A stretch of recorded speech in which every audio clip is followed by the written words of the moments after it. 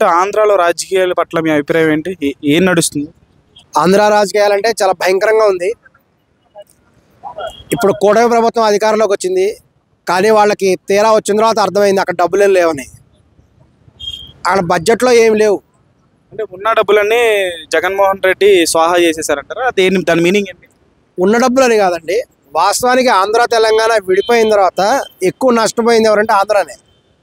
ఎందుకంటే తెలంగాణ వాళ్ళకి ఆల్రెడీ హైదరాబాద్ ఉంది, ఆంధ్రప్రదేశ్ వాళ్ళకి ఇన్కమ్ తక్కువ ఉంది, ఆల్రెడీ మైనస్లో ఉంది. అందువల్లే వాళ్ళు ప్రత్యేక హోదా ఇస్తామని చెప్పి మోసం చేశారు. ప్రత్యేక హోదా ఇవ్వాల. ప్రత్యేక హోదా ఇస్తే ఈ పాటికి ఆంధ్రప్రదేశ్ బాగా డెవలప్ అయ్యేది. దానికి తగ్గ అమౌంట్ ఇస్తాము మనీ అని చెప్పారు, కానీ అది కూడా ఇవ్వకపోవడం వల్ల ఆంధ్రప్రదేశ్లో ఎటువంటి డెవలప్మెంట్ కూడా లేదు. తీరా రాజధాని కట్టడానికి కూడా తగినటువంటి డబ్బు లేదు. చంద్రబాబు గారు మొదటిసారి ముఖ్యమంత్రి అయినప్పుడు కూడా చాలా ప్రయత్నం చేశారు, కానీ సెంట్రల్ గవర్నమెంట్ నుంచి అనుకున్నటువంటి ఫండ్ రావట్లేదు. రాకపోవడం వల్ల ఆయన చేయలేకపోయారు. తర్వాత జగన్ గారు వచ్చారు. వైఎస్ఆర్ కాంగ్రెస్ పార్టీ వచ్చిన తర్వాత ఈ సంవత్సరానికి వచ్చే ఆదాయం ఎంత అనేది చూసుకోవాలి. మన దేశంలో ఒక మనిషి గల నెలసరి జీతం ఉంటుందో అలాగే ఒక రాష్ట్రానికి కూడా సంవత్సరం ఆదాయం ఉంటుంది, ఇంత ఆదాయం అని. ఆ రాష్ట్ర ఆదాయం ఎంత, వాళ్ళు చేసే ఖర్చులు ఎంత, దాన్ని బట్టి తెలిసిపోతుంది. ఇక్కడ మనం గమనించినట్టయితే ఆంధ్రప్రదేశ్ రాష్ట్ర ఆదాయం అంత లేదు. మరి వాళ్ళు దాని తగ్గ ప్రభుత్వ పథకాలు ఎక్కడ చేస్తారు? చేయడానికి పాసిబుల్ కాదు. ఇదివరకు జగన్మోహన్ రెడ్డి ప్రభుత్వం ఈ పథకాల ద్వారా వచ్చిన డబ్బులన్నింటినీ కూడా వాళ్ళకి మళ్లించడం వల్ల ఇప్పుడు ఏమైందంటే మొత్తం డివిజన్స్ అయింది. మరలా కొత్త ఆదాయం కూడా ఈ సంక్షేమ పథకాలకి పెట్టే పరిస్థితి లేదు. మన చంద్రబాబు నాయుడు గారు అదే చెప్పారు. ఇప్పుడు ఈ సంక్షేమ పథకాలన్నీ పెట్టాలంటే ప్రభుత్వం దగ్గర డబ్బులు లేవు, ఎలా చేయాలి, అమలు చేయడానికి పాసిబుల్ గా అని చెప్పడం కూడా మేము అమలు చేస్తామని చెప్పేసి కూడా ప్రకటించారు. కానీ ఇదివరకు ఉన్నటువంటి అమ్మఒడి వాటికి కొన్ని తగ్గించడం జరిగింది. ఇంకా కొన్ని 15,000 ఇంట్లో ఎంతమందికి ఉంటే అంతమందికి 15,000 పలానా డేట్లో మేము చేస్తాము అని చెప్పేసి వాళ్ళు కూడా చెప్పడం జరిగింది. ఒక్కొక్కటి మెల్లగా హామీలన్నీ కూడా అమలు పరచడం జరుగుతుంది. అవునండి. ఇప్పుడు వీళ్ళు ఏంటంటే అధికారంలో వచ్చారు కాబట్టి వీలైనంత వరకు ప్రయత్నం చేస్తారు. కానీ ఏంటంటే ఇక్కడ మనం ఒక పార్టీ సపోర్ట్ చేయడం వ్యతిరేకించడం కాదు, మనం జనరల్గా కూడా మాట్లాడుకుంటే రాష్ట్ర ఆదాయం ఎంత అనేది చూసుకోవాలి.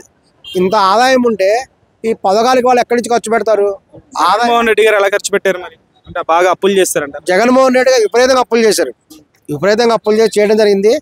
తెలంగాణలో కూడా అదే జరిగింది. తెలంగాణలో కూడా కేసీఆర్ గారు మొత్తం అప్పులు చేశారు. అప్పులు తీసుకొచ్చేసి వాటి ద్వారా పథకాలు కొనసాగించారు. ఇప్పుడు ఏమైందంటే ఈయన చంద్రబాబు నాయుడు వచ్చారు, ఎక్కడేమో రేవంత్ రెడ్డి వచ్చారు. వీళ్ళు వచ్చినప్పటికీ వీళ్ళకి ముళ్ళ కిరీటం ఇది. ఏమైనా చేయలేని పరిస్థితిలో ఉన్నారు.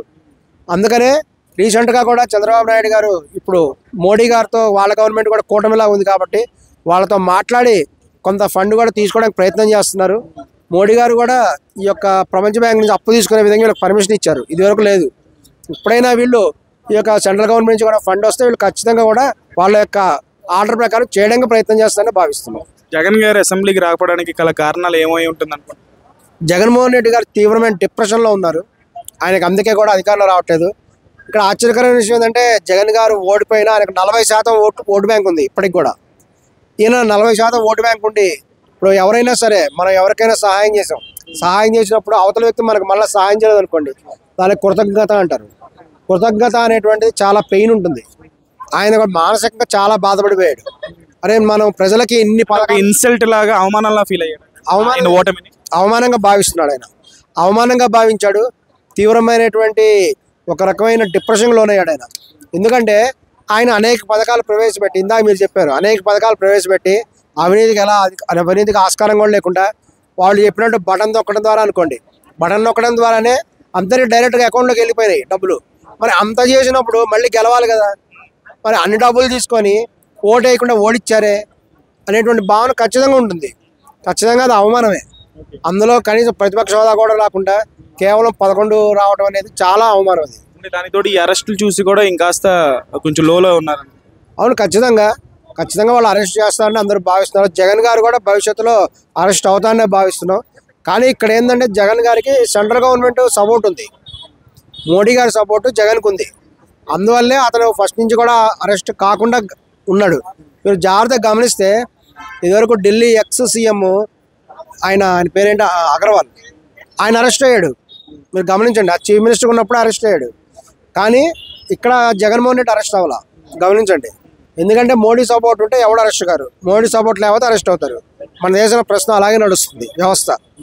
సో ఇప్పుడు వైఎస్ఆర్ కాంగ్రెస్ పార్టీలో ఎవరెవరైతే వాళ్ళు టీడీపీ మీద ఇదివరకు దూషించారో, చెడ్డగా మాడారో, చెడు పేరు తెచ్చుకొచ్చారో వాళ్ళందరినీ కూడా లోకేష్ నాయుడు వాళ్ళ రెడ్ బుక్ ద్వారా 1 by 1 అరెస్ట్ చేస్తున్నారు.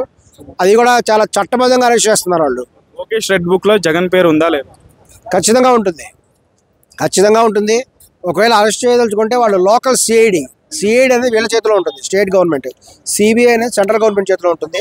కాబట్టి సిబిఐ అనేది వీళ్ళ వల్ల కాకపోయినా కనీసం సిఐడి ద్వారా అయినా అరెస్ట్ చేస్తారు. నెక్స్ట్ రోజా గారు ఉన్నారు, రోజా గారి తర్వాత నాని గారు ఉన్నారు.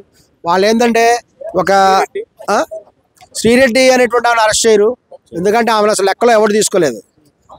ఇంకా ఏంటంటే శ్రీరెడ్డికి సన్మానం చేసే అవకాశం కూడా ఉంది. ఎందుకంటే ఈ యొక్క వైఎస్ఆర్ కాంగ్రెస్ పార్టీ జగన్ ఓడిపోవడానికి కారణం శ్రీరెడ్డి చేసిన ప్రచారం వల్ల కొంత నెగిటివ్ పడింది, నెగిటివ్ పబ్లిసిటీ వచ్చింది.